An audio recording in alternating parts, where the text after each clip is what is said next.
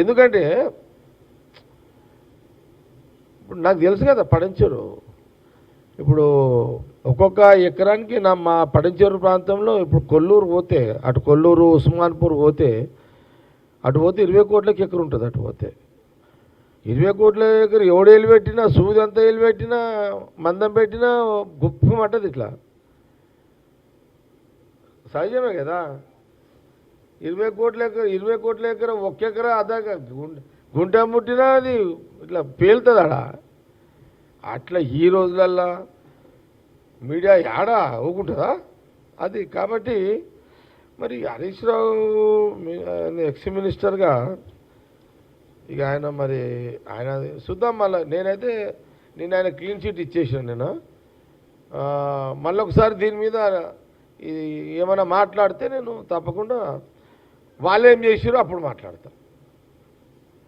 మళ్ళా ఏమన్నా అంటే కూడా ఇది అయిపోయింది జరా, ఇది అయిపోయింది మళ్ళా అప్పుడు మాట్లాడతా. లేదు మా దగ్గర ఆధారం ఉంది పడంచెర్లో అని అన్నాడనుకో, నేను అప్పుడు షురు చేస్తా.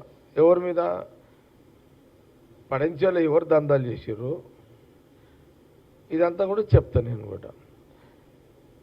అసలు విచిత్రం ఏంటంటే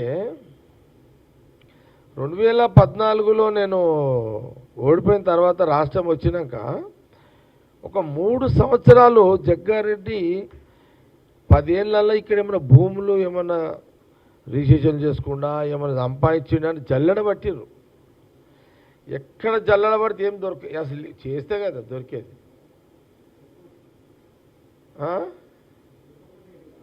అదే అసలు ఏమంటావు, అది తీస్తే భూమి కదా, భూదేవి భూమి ఏమి అల్మార్లో పెట్టాడుదా, భూమి తీసుకుపోయేమన్నా దాచిపెట్టాడు ఇదేమన్నా. బాగా జల్లెడబట్టిరు 3-4 ఏళ్ళు 5 ఏళ్ళు 6 ఏళ్ళు జల్లెడబడి వాళ్ళకేం బుర్రలు పనిచేయలే. ఆడికైనా డీజీపీ మహేందర్ రెడ్డి గారు ఉండే, అప్పుడైనా సిటీ కమిషనర్ ఉండే. ఆయన పెద్ద మనిషిని ఒక ఇంటెలిజెన్సు, విజిలెన్స్, ఎస్పీలని, డిఎస్పీలను పెట్టి 3-4 జల్లెళ్ళు ఇచ్చి, జల్లెడ పడతారు కదా మనం, 3-4 జల్లెళ్ళు ఇచ్చి మహేందర్ రెడ్డి సాబ్ ఇచ్చి పంపించాడు. అంటే జల్లెడ పడితే ఏంటంటే ఆ రవ్వంత మందమైన దొరకదా అని. జల్లెడ అర్థం ఏంటంటే దొడ్డు రవ్వ లేకపోయినా చిన్న సన్న రవ్వ అన్న దొరుకుతుందేమో, ఏమన్నా అలిగేషను అనేది లెక్క.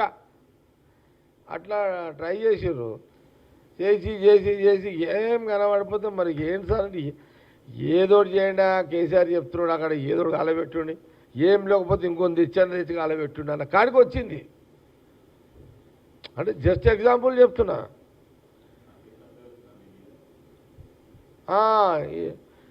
ఇక అది అందుకే కదా అది వచ్చింది. ఏం లేదు చూసిర్రు, అచ్చా భూమి లేదు, ఆస్తులు ఏమన్నా లెంకిర్రు, హైదరాబాద్ ఇంటికి పోయారు, ఈయన కిరాయిలే.